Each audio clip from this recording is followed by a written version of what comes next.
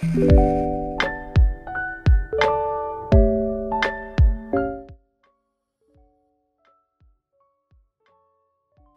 bienvenue dans le 4e et dernier épisode de la série Tendance Maison et Objets.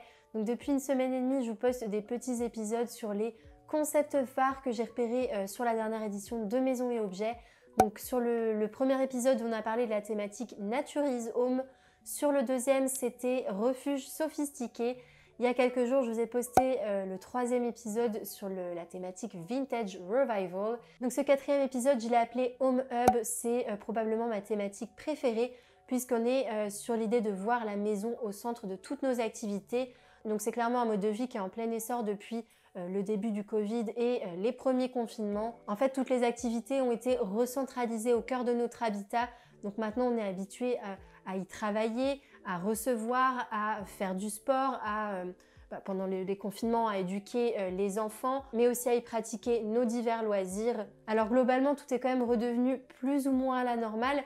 On a dû réapprendre à vivre comme avant, mais il faut savoir que les habitudes qu'on a prises pendant les confinements ont eu un fort impact sur nos modes de vie actuels. À ce sujet, il y a une étude IFOP qui est sortie en janvier 2022 qui était hyper intéressante, je vous la linkerai en barre d'infos, qui étudie en fait le retour de la population à leurs habitudes. Ils expliquent que la fréquentation des lieux collectifs n'a pas du tout retrouvé son niveau d'avant-crise et que les lieux publics restent globalement désaffectés au profit des pratiques à domicile. Et ils expliquent que la sphère privée, donc en l'occurrence la maison ou l'appartement, c'est le lieu en fait qui a subi le moins de baisse de fréquentation. Donc il y a quand même que uniquement 53% des répondants qui ont dit qu'ils se rendaient autant chez des proches qu'avant, donc c'est quand même une baisse, mais beaucoup moins que pour les lieux publics. J'ai trouvé que sur cette édition de Maison et Objets, il y avait plein de belles propositions qui accompagnaient ce nouveau mode de vie, donc c'est ce dont j'ai choisi de vous parler dans l'édition d'aujourd'hui. Ma première belle découverte, c'était auprès de la marque Kenco. Donc eux, ils font des équipements sportifs, mais en proposant une nouvelle approche du sport à domicile. Donc Kenco, c'est une jeune marque berlinoise qui a une approche très minimaliste et esthétique du sport à domicile. Alors ce qui prime chez eux, c'est à la fois la fonction, mais aussi l'esthétique, puisque les objets sont conçus avec un regard ultra design. Vous avez ces formes géométriques qui utilisent le bois noyer et l'érable. Et en fait, ce qui est intéressant, c'est que c'est des pièces qui se fondent dans le décor. Bon, c'est clair que ça change des haltères bleus en plastique de chez Decathlon. Moi, en tout cas, je trouve que c'est une super belle initiative. Ce sont des pièces qui sont durables parce que le matériau est éco-sourcé et produit localement. Voilà, donc j'ai beaucoup apprécié cette idée de voir le matériel sportif comme un élément décoratif qu'on apprécie pour ses qualités esthétiques. Et ça prouve vraiment que la frontière entre la maison et les activités qu'on pratique est en train de se réduire. Globalement, le secteur du bien-être, il a été totalement révolutionné par la pandémie, puisqu'on a tous compris qu'il était important de s'accorder du temps, de se reconnecter à son corps, à son esprit, et aussi de s'autoriser des moments privilégiés avec soi-même. Dans cet esprit-là, je voulais vous parler d'une très belle innovation de la part de Il Giardino di Corten.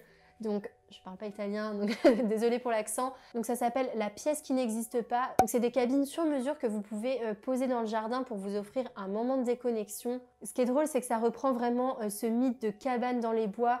C'est réalisé en acier Corten, donc ça a une finition qui est très proche en fait du bois.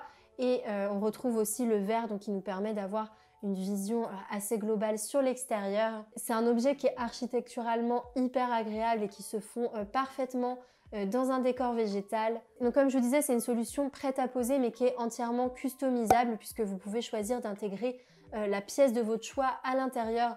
Donc en fait, ça peut être un laboratoire, ça peut être une think tank, un espace de méditation, une serre ou alors même un sauna. Donc le sauna, c'était celui qui était présenté sur leur stand. Je trouve que cette idée d'espace en plus, elle est vraiment top, c'est super novateur. Ça répond vraiment aux besoins qu'on a aujourd'hui de pousser les murs, d'augmenter son intérieur et puis de s'ouvrir vers la nature. Donc c'est une proposition qui est assez différente, donc j'avais envie de vous parler aujourd'hui. Du coup, on continue sur le secteur de l'outdoor puisque j'ai vu pas mal de nouvelles propositions sur ce côté-là. D'ailleurs, l'année dernière, je vous avais déjà fait une vidéo sur les nouvelles potentialités de l'outdoor. Il y avait pas mal de choses intéressantes, donc je vous mets la vidéo juste en haut. Encore une fois, grâce à la pandémie, la vision qu'on a de nos extérieurs a totalement changé. On est beaucoup plus apte à investir davantage dans nos extérieurs, donc que ce soit jardin ou balcon, pour en extraire tout le potentiel. Aujourd'hui, il y a eu énormément d'innovations sur le secteur de l'outdoor, donc les potentialités sont vraiment illimitées, que ce soit en termes de style, de forme et de matériaux. Vous allez voir, j'ai des choses assez intéressantes à vous montrer. Donc dans le premier épisode, je vous parlais du rotin, qui est un matériau toujours autant d'actualité. C'est finalement un matériau qui traverse les époques et qui ne se démode pas. Là, j'ai trouvé chez Sika Design, en fait, eux, ils ont toute une gamme de mobilier outdoor autour du rotin. Donc on a vraiment le rotin présent sous toutes ses formes. J'ai vu des belles inspirations provençales, un petit peu dans l'esprit années 50, qui peuvent insuffler un souffle rétro à votre terrasse. Et il y a aussi cette idée de chaise bistrot en rotin qui peut créer un côté un peu plus inattendu et sophistiqué. Ensuite, je me suis rendue sur le corner Airborne, donc c'est la maison d'édition qui édite les fauteuils AA, donc les fauteuils Butterfly qui sont hyper célèbres. Et là, j'ai pu découvrir la dernière création du designer Maxime Lys. Donc c'est cette chaise hyper minimaliste que j'ai beaucoup appréciée. Maxime, c'est donc un jeune designer de moins de 30 ans. Donc on les a sortis en fait l'an dernier. Elles étaient en noir et cette année, Maxime a décidé de les décliner en différentes couleurs. Il y a cinq nuances de crème et de marron. Le sol, bon, c'est en acier plein, donc c'est pour l'extérieur. Et c'est très populaire aussi pour les petits salons et les petites terrasses, surtout à Paris. Donc c'est une chaise en acier qui a 3 pieds et qui reprend les codes de la chaise bistrot, mais d'une manière totalement épurée et essentialiste. Et je pense que c'est une proposition qui peut tout à fait convenir à un tout petit balcon, puisque la chaise est empilable et elle prend vraiment très peu de place. J'ai fait ensuite la découverte de la marque Les Gambettes, et la personne de chez eux m'a expliqué que eux, ils font du mobilier prêt à porter, puisqu'ils ont envie en fait que leur mobilier soit vu comme un accessoire de mode. Donc la marque s'inspire des meubles en formica qu'on pouvait retrouver chez nos grands-mères, en tout cas chez les grands-mères de ma génération, donc années 50, 70. Je vous laisse écouter ça, vous allez voir, c'est passionnant. En fait, on a créé cette marque avec mon associée Céline il y a une dizaine d'années. Le principe, c'est du mobilier rétro design, inspiré des années 50-70, remis au goût du jour avec des couleurs et des imprimés de la tendance. On a la partie outdoor que vous voyez ici, qui est la nouveauté sur ce maison et objet, avec nos tables, les tables Sun qui sont en compact, les chaises outdoor Sun donc, qui existent dans plusieurs coloris. Nous, on a flashé sur ce modèle, voilà, on a voulu faire un modèle jaune fluo qui donne un côté très peps. Voilà, donc on a le canapé Barnabé qui est entièrement customisable avec la partie métal qu'on peut customiser en terracotta, en jaune fluo, en kaki ou en bleu. Et tout ce qui est revêtement également, donc entièrement customisable avec plein de couleurs différentes. Donc vous pouvez jouer sur justement la couleur du piétement et la couleur du revêtement. Donc c'est ça qui est hyper frais en fait et assez nouveau sur le marché. Donc là on change totalement d'ambiance, je vais vous montrer mon gros coup de cœur de chez Sifa. Donc c'est un fauteuil que j'ai repéré dans le corner Good Mood et du coup je me suis rendue directement après sur le corner Sifa. Bon, je suis assez déçue parce que j'ai interviewé une personne de chez eux qui était très gentille d'ailleurs, merci encore.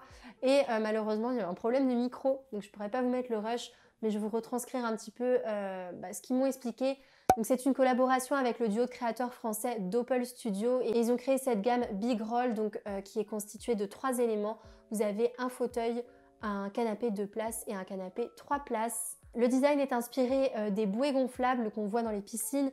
Donc du coup, ça nous plonge directement dans une ambiance de vacances et de soleil. Donc ils ont un parti pris très fort, c'est d'utiliser de la maille 3D. C'est hyper novateur, en tout cas moi c'est la première fois que je le vois sur le secteur de l'outdoor. Et en fait c'est un matériau qui s'y prête super bien parce que la maille 3D c'est un matériau synthétique construit en 3D. Donc vous avez 2 épaisseurs de maille et une troisième en fait qui revient lier les 2 autres. Du coup, ça crée ce côté un petit peu rebondi qui est très confortable. Moi, je trouve que c'est une collaboration hyper réussie. On est sur un matériau innovant, sur une couleur qui donne hyper envie et puis une forme qui se prête clairement à la détente et à l'oisiveté. Il y a vraiment des nouvelles portes qui s'ouvrent sur le secteur de l'outdoor. On n'est pas du tout obligé de rester dans du mobilier conventionnel Et en plus, je suis ravie de voir que ce genre d'innovation est menée par une marque française. Je me suis rendue sur le corner Market Set. C'est une marque que j'affectionne beaucoup. Vous la connaissez probablement pour sa suspension en canage screen. D'ailleurs, c'est un modèle que j'avais failli mettre dans ma sélection de luminaires cultes du design.